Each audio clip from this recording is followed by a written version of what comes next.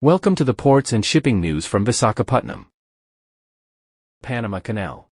The limits in daily transits in the Panama Canal have significantly affected the dry bulk market, with transits down 74% year-over-year between January and April 2024.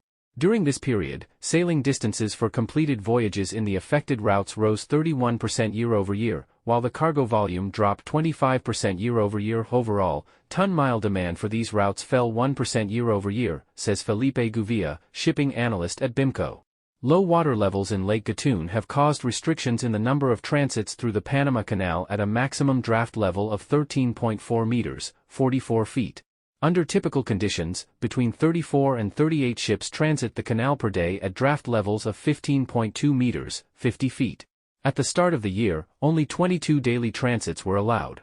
In April, however, up to 27 transits were allowed, rising to 31 transits currently. The dry bulk sector has been particularly affected by the reduction in transits due to the market's unpredictable nature. Unlike bulk carriers, container ships typically operate on fixed schedules, making it easier for them to book transit slots through the canal. As a result, many dry bulk operators have chosen to reroute and instead sail around the Cape of Good Hope or Cape Horn, lengthening sailing distances and boosting demand. If sailing distances had not increased, the lower cargo volumes would have caused a 2% decrease in ton-mile demand for segments smaller than Capesize.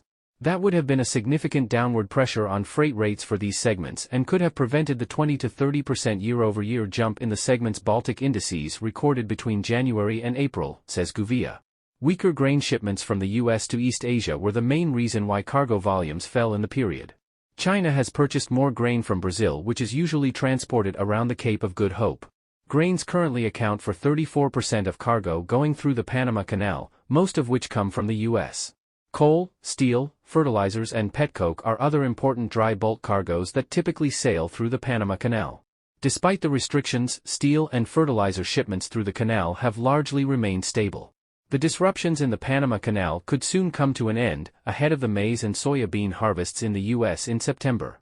On June 1, the daily transits through the Panama Canal will increase yet again to 32 transits per day, and the ongoing rainy season in Panama could lead to further increases. As conditions normalize and sailing distances shorten, we may see a decline in demand for ships on the affected routes, says Gouveia.